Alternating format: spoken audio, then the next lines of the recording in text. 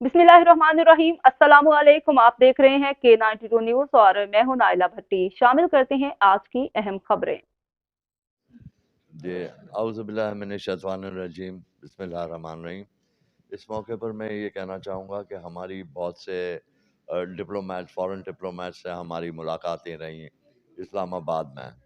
तो हमें जो रिस्पांस वहाँ से मिला वो ये था कि वो बड़ा पॉजिटिव रिस्पांस मिला, और जितने लोगों से हमारी मुलाकात हुई है सब ने हमें सपोर्ट का यकीन दहानी करवाई है, और बहुत उनने अफसोस भी करा कि इस तरह का वाक़या हुआ।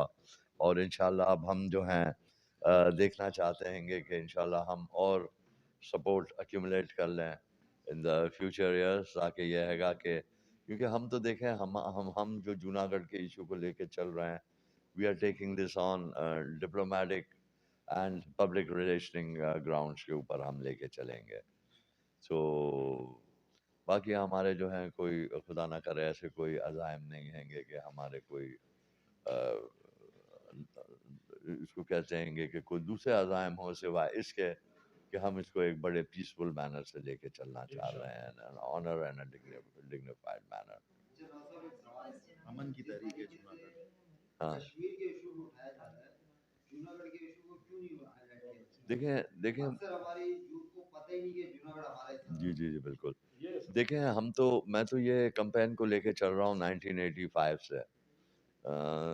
तो ये हैगा कि मगर उस वक़्त हमें इतना सपोर्ट नहीं था। अब कुछ थोड़ा कुछ हुकूमत भी समझ रही है और कुछ लोगों को भी अवेयरनेस आ गया हैगा, क्योंकि उस ज़माने में इतना सोशल मीडिया वगैरह और इतना फॉरवर्ड एडवांस नहीं था, बल्कि होता ही नहीं था। अब तो ये सारी वक्त के साथ सारी लेटेस्ट टेक्नोलॉजीज़ जो आई हैं, तो अब उससे हमको बड़ा हेल्प मिल गया है। तो इंशाल्लाह अब आप देखेंगे कि आगे मज़ीद में खैर चले, देर आए दुरुस्त आए। अब ये हैगा कि शुरू तो हो गया हैगा इशू जूनागढ़ का, तो इंशाल्लाह इसमें आप देखेंगे तो बहुत बेहतरीन नज़र आएगी आने वाले सालों में। जी क्वेश्चन है, जैसा कि हम सब जानते हैं पिछले कई सालों से जूनागढ़ को आजाद कराने के लिए कोशिशें की जा रही हैं, तो उन कोशिशों के नतीजे में आप क्या समझते हैं आने वाले वक्तों में जूनागढ़ को उसका स्टेटस वापस मिल सकेगा? जी बिल्कुल, वो तो वक्त बताएगा इंशाल्लाह। कोशिश तो हमारी रहेगी, क्योंकि देखें हमारे साथ तो एक बड़ी ज़्यादती और सरासर नाइंसाफ़ी हुई है। क्योंकि जो पूरी जो लॉज थे, जो बैरून अक़वामी कवानीन थे, जिसके ऊपर पूरे हिंदुस्तान की तक़सीम हुई है, वो जो पार्लियामेंटेरियन लॉज थे उनके जो बने हुए, जिससे जो पैरामोंसी एक्सरसाइज कर रहा था बरतानिया हिंद के ऊपर, वो लैप्स हो गई। इसके अलावा फिर Hindustan independent state as independent state उसने मर्ज करा दुनिया पर।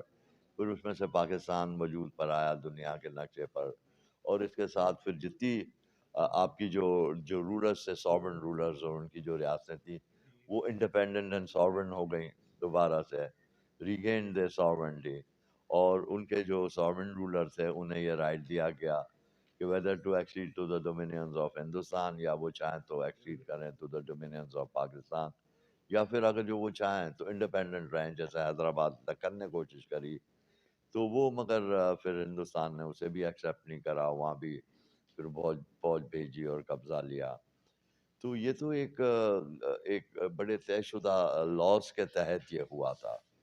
अब इसके अंदर जो ये हिंदुस्तान ने हरकत करी, ये बहुत गलत हरकत करी, against the norms and principles of all international law. और यूनाइटेड नेशंस का चार्टर भी ये कहता है कि कोई बड़ी रियासत जो है वो छोटी रियासत को अपने ताकत के बलबूते से उसके ऊपर कब्जा नहीं करेगी। तो वो तो मैंने यूनाइटेड नेशंस का चार्टर पढ़ा हुआ है, तो ये पोजीशन हैगा असल में। तो ये तो उसने चार्टर ऑफ यूनाइटेड नेशंस का जो है उसके भी खिलाफ उसने ये कदम उठाया है। और ये तो ऐसा कदम उठाया हैगा कि अगर जो आप पूरी इंटरनेशनल कम्युनिटीज़ को देखो तो ये कदम ऐसा है कि कोई इसको अच्छा नहीं समझेगा, इस कदम को कोई मुल्क इसको अच्छा नहीं समझेगा। तो ये हैगा कि इसने ये करा, और इसको ये इसका वो भी देना पड़ेगा, जवाब भी देना पड़ेगा। और इंशाल्लाह हम देखेंगे कि आगे क्या होता हैगा। इंशाल्लाह हम लेके चल रहे हैं। यस। सर, जनवरी 1948 में एक रेजोल्यूशन पास हुई थी, उसके बाद जूनागढ़ को आजाद कराने के हवाले से इस पर क्या आफ्टर जनवरी 1948 जो रेजोल्यूशन पास हुई जी उसके बाद इस पे क्या पॉजिटिव इफेक्ट हुए हैं और आप क्या देखें देखें जब हिंदुस्तान ने कब्जा कर लिया तो ये हुआ कि पाकिस्तान के जो सबसे पहले फॉरेन मिनिस्टर थे सर ज़रफुल्लाह ये लेके चले गए इशू को और इन्हें जाके यूनाइटेड नेशंस में कश्मीर के साथ उसके अंदर दाखिल कर दिया है वहाँ। तो ये तो एक बड़ी अच्छी वो हुई डेवलपमेंट। और उस वक्त मगर क्योंकि सिक्योरिटी काउंसिल के सामने भी आया ये इशू, तो सिक्योरिटी काउंसिल ने ये कहा कि क्योंकि मैटर ऑफ कश्मीर है, it is pertaining to the security of the region, तो इस वजह से हम पहले कश्मीर को देखेंगे। अब वो 75 इयर्स ऑन हो गया है, अब वो कश्मीर के ऊपर रेजोल्यूशंस आ गए यूनाइटेड नेशंस के, तो वो हिंदुस्तान रिकग्नाइज नहीं कर रहा है उनको, अब यूनाइटेड नेशंस के उसको जो रेजोल्यूशंस उन्होंने दिए हैं। तो अब ये नहीं कर रहा हैगा, तो इसका मतलब ये नहीं है कि जूनागढ़ अब इंतज़ार करे किसी वजूहत पर। हम ये कभी भी उठा सकते हैं यूनाइटेड नेशंस के अंदर, मगर मैं समझता हूँ कि अभी कबल वक्त है, जब तक कि हम इसकी पूरी तैयारी नहीं कर लें, तो जब तक मेरे ख्याल से अभी वहाँ भी उठाना मुनासिब नहीं होगा, क्योंकि अभी तो सिर्फ बेसिक चीज़ है, एक बेसिक इंफॉर्मेशन हम देंगे उनको, अवेयरनेस देंगे कि देखें ये इशू है।